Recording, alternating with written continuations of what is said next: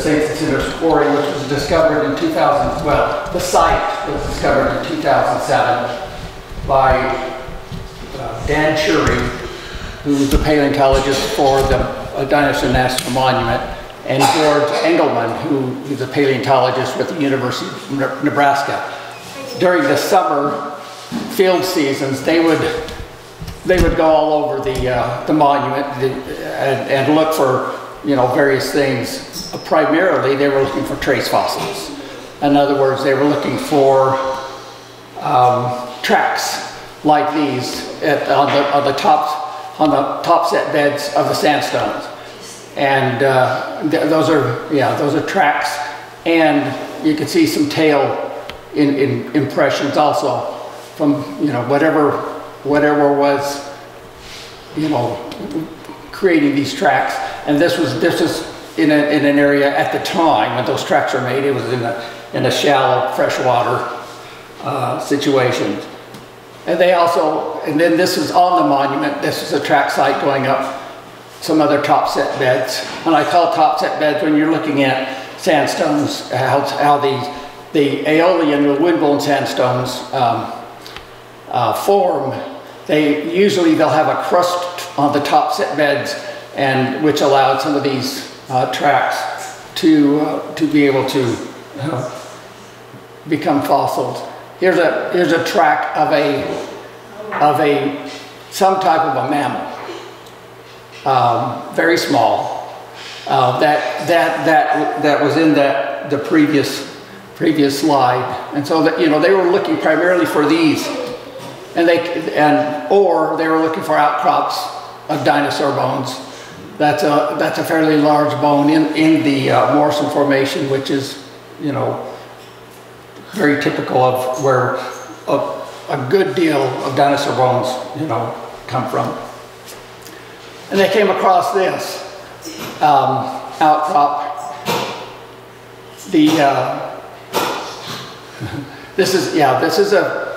It's a ravine, and this is a drop off. That's about 150 foot drop off.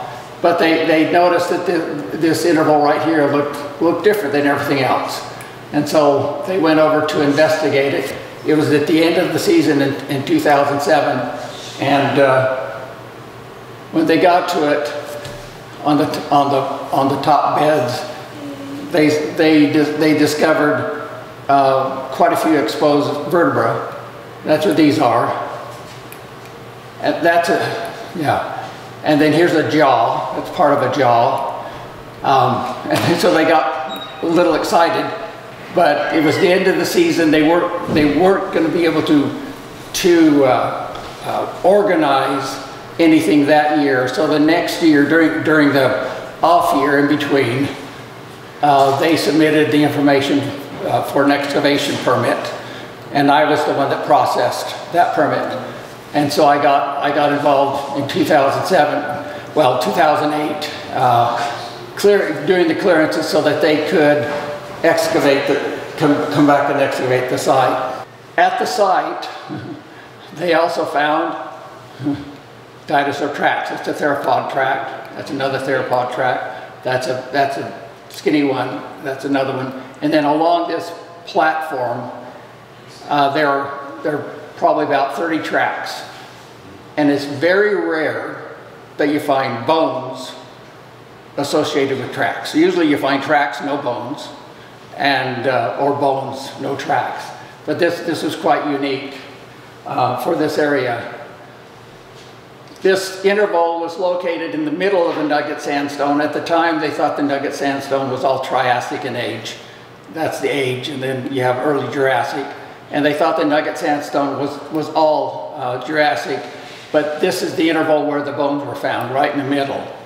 And but when they discovered it, they still thought it was Jurassic in age because they didn't know anything different. And the problem with these sandstones is they didn't have any ash beds, volcanic ash beds. And volcanic ash beds you can determine using several processes to age date them, usually with the zircons.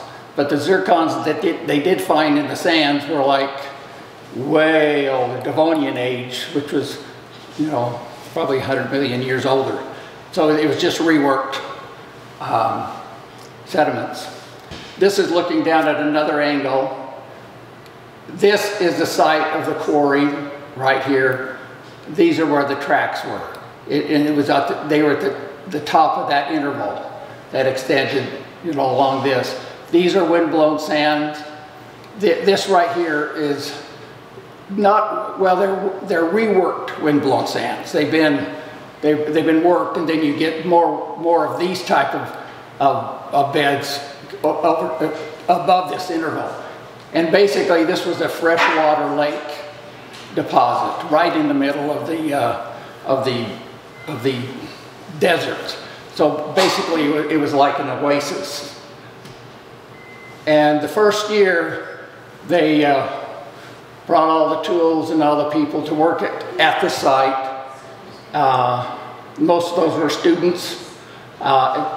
This group of students, earlier they had a week of volunteers, and then the last week there was more volunteers that worked the site. So it was fairly inconsistent, extremely slow, but what they were just a few inches underneath the top of the sands. Tail, these are leg bones, that's the pelvis, and here it is again, all labeled. And what they were doing is they were labeling them and then removing them, to study them. But anyway, this was the bones were associated. They weren't articulated. When we say articulated, that means they were connected, just like they were when they were alive. They're very close distance. And these were associated because that's all from the same animal. Those are the caudal vertebrae from the tail. And then you have the pelvis there, and so it was basically the hind end of a Caelestiventus, which is a three-toed small dinosaur. It was only about probably 2 to 3 feet high and maybe 6 feet long. At the end of the season, they realized they weren't getting enough done, and so we brought a crew in that basically jacketed the sand blocks. And they were hauled off to the BYU museum as a repository where they were later worked. Very slow process. Later, they got a little bit more ambitious and started removing larger blocks. This is one block, and they weren't so concerned about jacketing because, well, the upper sands were really soft and they would fall apart. There were 3 sand units. These lower units were pretty competent, and so they were able to just load it in and drive out of there. We had a lot of problems that first year because they had that orange fence up. You could see it from the highway, and this is an impression or mold of another pelvis. That's a scapula, that's a femur, and somebody thought it'd be cute to bust it up and destroyed it. And so we had quite a bit of the material destroyed. They changed the grate to black, and at that point you couldn't see it from the highway. The unit that supplied air to the compressor was orange also, and so you could see both of them from about 10 miles away. And they changed it to dark green, and you couldn't really see it. Everything was marked. These are 10 centimeter squares. On meter squares, they mapped the entire quarry by these meter squares. They just started at one point and then marked all the meters, and then they would number the blocks. And in that block, there was quite a few bones at the top. And then they found these really smaller bones at the base of it. And basically the smaller bones were what they called dinosaurs, which was a lizard. And at the top of the blocks, they found a lot of the salaphysoid material. These are the front end of the skull. And this right here is an orbital, where the eye socket was, and then you have some ribs in there. And this is how dense some of the sand blocks were as far as the bone material. And most of this, this is all silicified material. They would lay the blocks out in the museum so that they could keep track of what was what and where they were going as far as their additional. When they started getting the smaller critters, they had to use a microscope, and this is what powered the air scribe. Basically needles that they would move the sand grains off one at a time to get at some of that. That's a pelvis, that's a leg, this is another leg, the ribs to one of the pterosaurs. And these lizards were just about as weird could be. They were like, their front end was like a mole, where they had real heavy arms to dig with. They had very long fingers. These are some of the fingers. This is fairly articulated. There's another articulated specimen found in limestone in Europe, and everything was there except for the head. So they had no idea what the head looked like. And then, it was discovered like 20, 30 years ago. Well, this was an exposure of bone material. It's fairly small. That wasn't, you would get a few centimeters of this sandstone would erode away every year. And so it wasn't there previous years, and then one of the years I went out there and said, oh, you guys got to come and check this out. They discovered these Sphenoceuchians, which is a small alligator. That's the head. You see the teeth.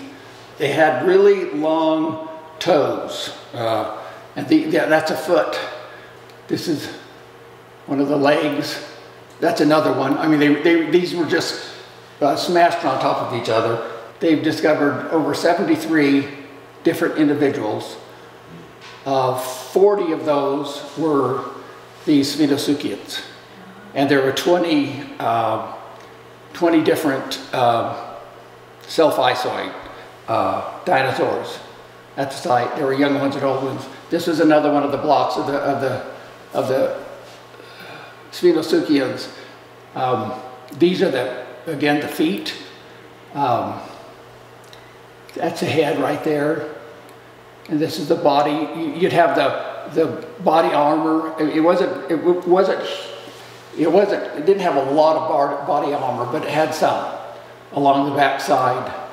And there's one of these blocks that has about 10 different skulls on it at various sizes, so they're various ages. Then about 30 feet away, all by itself, this was on the surface, and so they took that block out and discovered these 3 of them intertwined. And the thought was that they died in a burrow together. They called them the 3 amigos. And it was then on another block close by, the same year. This is the skull to the pterosaur, the 2 sides. This is one of the fenestras. That's the orbital for the eye. And that same block, that right there is a brain case. Very rare to find a brain case. And then this is the jaws, the two jaws for it.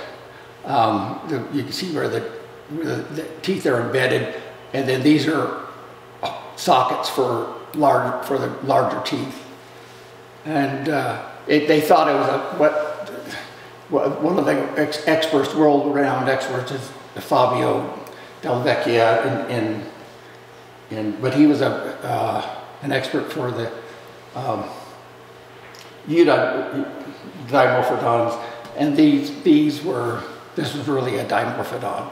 That's the 3D. They did 3D scanning and imaging and MRIs of the bone material, and this is a 3D print of the skull. And yeah, they named it after me. And this is what they it's an artist's rendition of what it looked like. All right, then at the site they found some regular teeth and then some teeth that are much larger without the roots. So they knew that there was two different sizes of theropods there. There at one point, and I looked and looked and couldn't find it now. I have a picture of it. There's a track of a much larger theropod, probably a Dilophosaurus. Anyway, something was munching on these self-isoid and the other material because they were totally disarticulated, like they'd been munched on. Or it could have been a phytosaur, some type of phytosaur, because it was the same time frame where the phytosaurs existed, and those were pretty nasty. But they haven't found any phytosaur skull material or any evidence of a phytosaur. This was the early mapping of the quarry. These are all the different blocks that they acquired, and then this. It's a little harder to see, but it's the same blocks, just where after they worked them, then they would plot all the material. As they mapped them, then a lot more material was discovered. This is where the pterosaur was discovered. Now, this is only about 3 meters wide, and it's 30 meters long. So it's not a very big quarry site, but they haven't excavated everything that's in the quarry either. They're just probably 20% that's actually been worked, and it's from the what it costs, what it takes to do the work, and a lot of this has not. I mean, they've written the paper on the pterosaur because that was probably the most unique thing about this site. You have the Sphenusuchians, the Trypanosaurs, the self-isoid are the three main, and there is also some sphenodonts, the small lizard mammals that they found also at the site. So, and then there was a lot of plant impressions. Being Triassic in age, the plants there really didn't fossilize. They just left impressions, and so there was a lot of reed-like material in the same bedding planes with the animals and stuff.